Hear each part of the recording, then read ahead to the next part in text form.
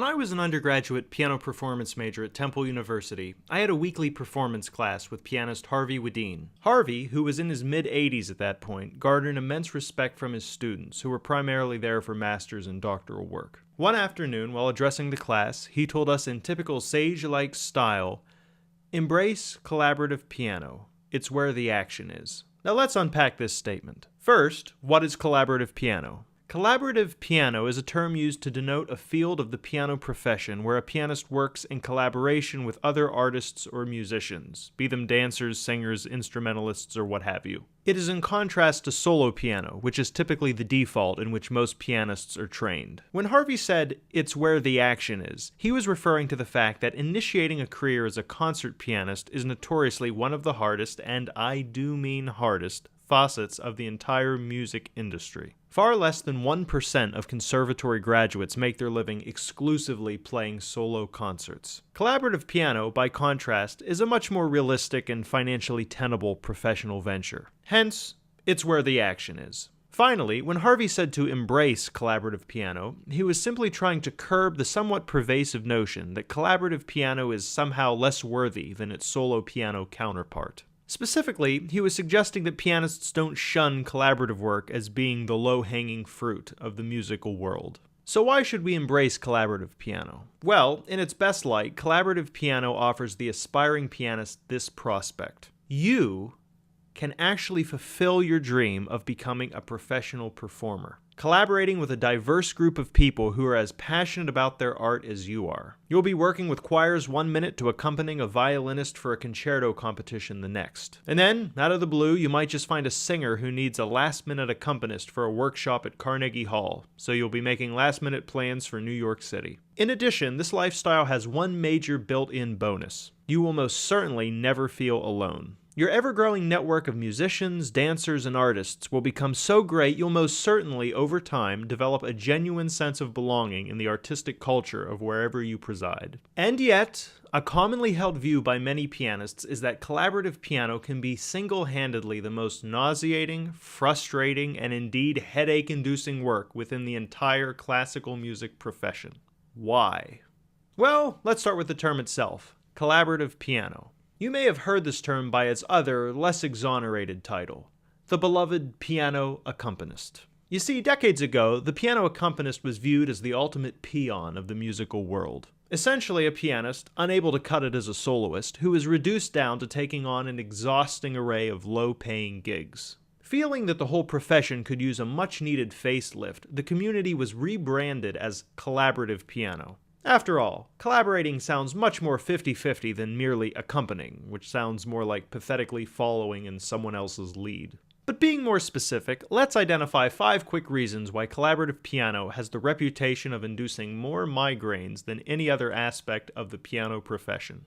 And it's probably worthy to say that these are in no particular order.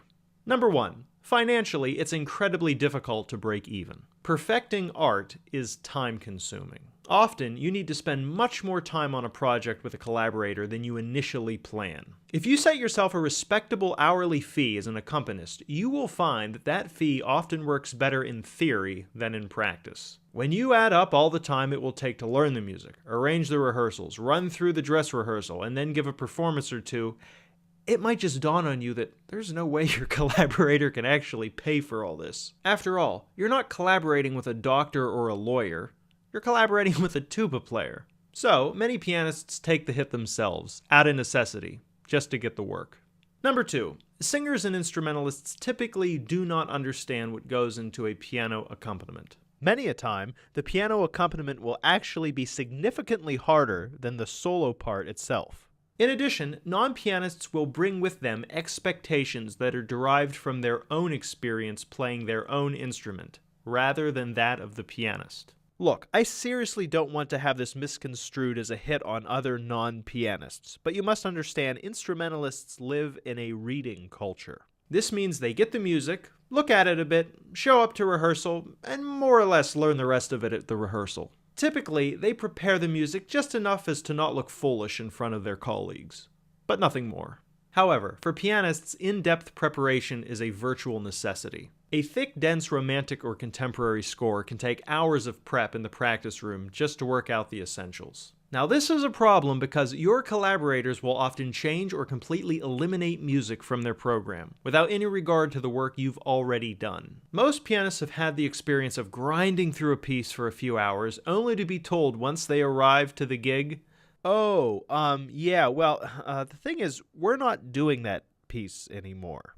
Now look, they're not trying to be difficult, they just live in a reading culture. If they show up to rehearsal and the director says to scrap a particular piece, who cares? They really didn't spend that much time on it anyway. They were planning on learning it during the rehearsal. For pianists, this is a little bit harder to negotiate. During my grad school years, a funny poster was hanging outside the keyboard department entitled Rehearsal Police, Accompanist Abuse Division. The poster was a parody on many of the common headaches accompanists endure, such as asking pianists to transpose on the spot or to play an out-of-tune piano. This poster is certainly amusing, but unfortunately its humor is derived from a deeper truth. Accompanists can be a notoriously abused bunch. Number 3, work is often given at the last minute. In the business, we call this faking. If you simply don't have enough time to perfect a piece, you'll invariably have to leave some things out to expedite the learning process. However, from my experience, art feels most rewarding, most gratifying when deep down,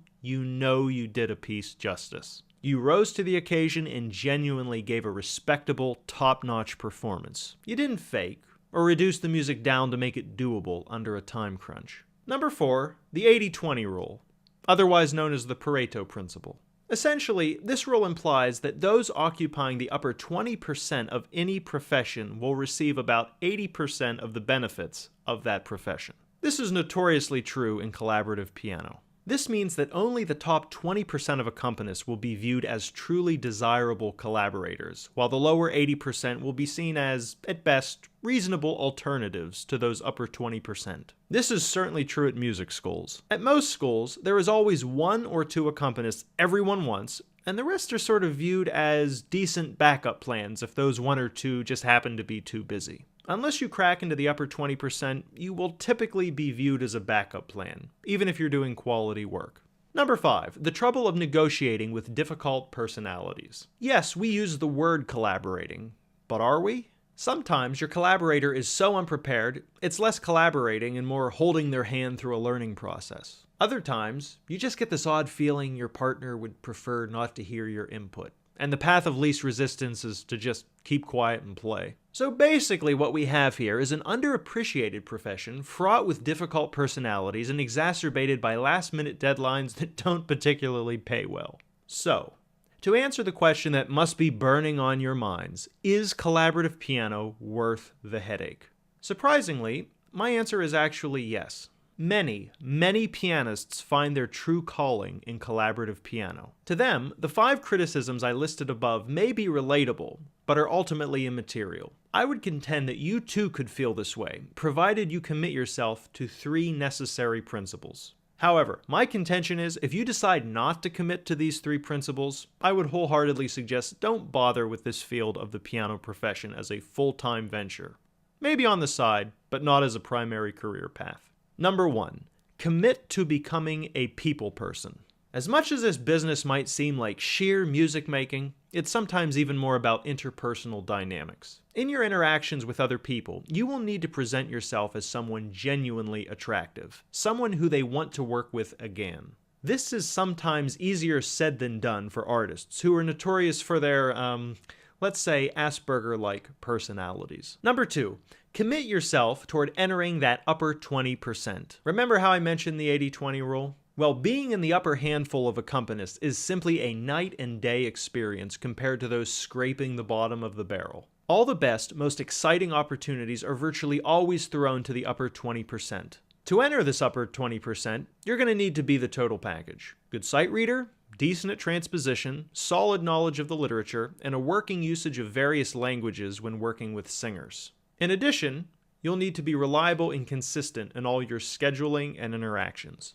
Number 3, commit to maintaining frame. Frame, for those of you new to the idea, is a concept taken from psychology. The idea is that whenever you have an interaction with any person, the power balance is very rarely 50-50. Whoever holds the most power and is doing the majority of the decision making is maintaining the frame. So, whenever I teach a university class, the students understand, at least implicitly, that I maintain the frame. Likewise, when I meet with the dean of the music school, I am entering into his or her frame. Often, if a person lacks the capacity to stick up for themselves when necessary, they will yield the frame and their respect in the process. Allow me to explain. Let's say I assign one of my classes an assignment, and immediately the class complains the assignment would take too much work and should be spread out over 2 weeks. So, wanting to demonstrate to the class just how caring and considerate I am, I grant the class their wish, and subsequently the class smiles in approval and I feel gratified. This situation may look agreeable on the outside, but can actually be quite counterintuitive. Although many of the students in the class will never actually say this out loud, many of them will think, "Gosh, what a pushover. All we had to do is bitch and moan for 2 minutes, and the guy totally conceded. And who are we? Just some silly students. We aren't actually even that busy, and the assignment really isn't that bad. Why would a grown man concede to whining undergraduates?" In that case, I would have lost frame, conceded it to my students, and potentially set a precedent as someone who can be easily manipulated in future interactions. Now, because collaborative pianists are often being paid for the work that they do, they often feel obligated to placate any and all requests set before them. Trust me, this does not yield the result intended. As a collaborative pianist, you must give off an unshakable vibe. Namely, that you and your brand represent the highest level of artistic standards. Common behaviors such as being late for rehearsals, giving music later than intended, or receiving photocopied music that looks like this. Yes, actual musicians will give you scanned music like this and say, is this okay? You need to set the standard that these behaviors might be permissible when dealing with that lower 80%.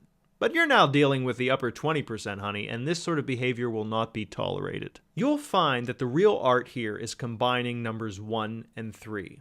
The end goal is to become a truly attractive person with an ingratiating personality, who has discovered very respectable ways of maintaining frame and won't allow him or herself to be taken advantage of. I began this discussion by quoting my teacher Harvey Wadeen, who said, "Embrace collaborative piano. It's where the action is." And sure, I suppose I can get behind a statement like that. But in this profession, far, far too many pianists are simply flung headfirst into collaborative work, completely unaware of the headaches bound to eventually ensnare them. Every pianist needs to look deep within him or herself to ask if they are committed to becoming a people person, entering the top 20%, and maintaining their own personal frame. If the answer to these questions is no, not really, then do not, I repeat, do not enter this field as full-time work. Sure, maybe a bit on the side, but not as a primary income stream. If you do enter this field without embracing these 3 rules, allow me to restate Harvey's advice. Avoid collaborative piano. It's where the headache is.